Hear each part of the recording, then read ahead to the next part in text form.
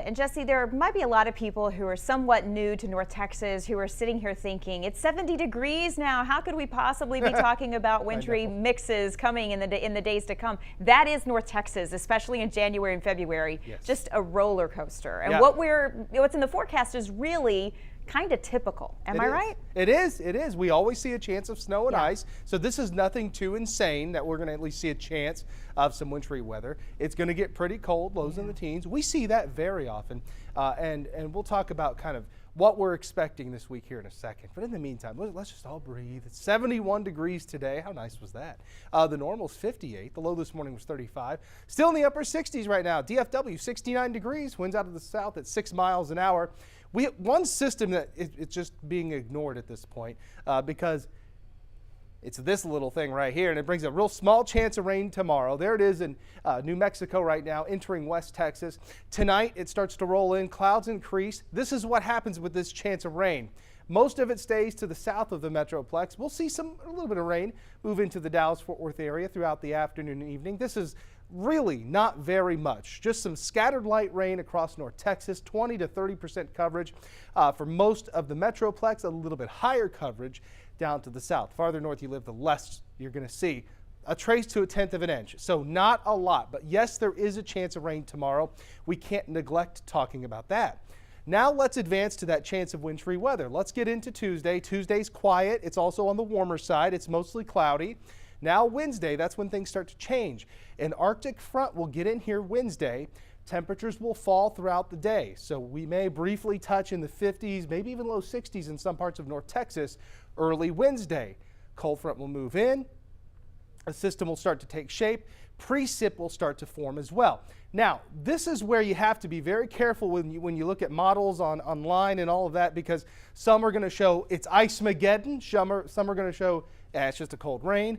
That's not what the models are for. So if you see somebody posting those online, you got to ignore it. You got to listen to media. I'm not making a claim. I'm not trying to get you just to listen to me only. I'm just saying this is where the information comes from. There's a chance of rain Wednesday night. Now, as we get into late Wednesday into Thursday, cold air will catch up with that. And on the backside of this system, it will change some of the precip to freezing rain, sleet, and maybe even a little bit of snow on Thursday. See this? On Thursday, there's still a chance of snow northwest of the Metroplex.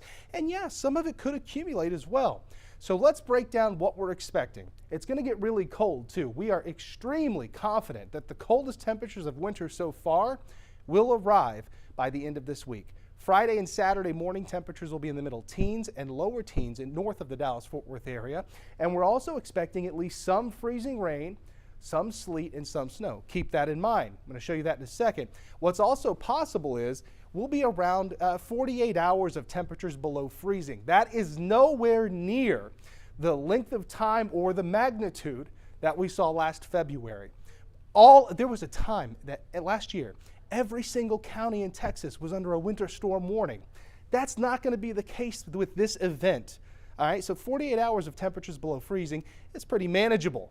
Impactful ice and snow amounts are also possible. Again, not out of the question, but it's not a slam dunk forecast. What's not likely, as I just said, temperatures that will be as cold as February or below freezing temperatures that'll stick around as long as they did last February. Now, really quickly, let's talk about precip types, because some people have asked, well, what's the difference between sleet and freezing rain?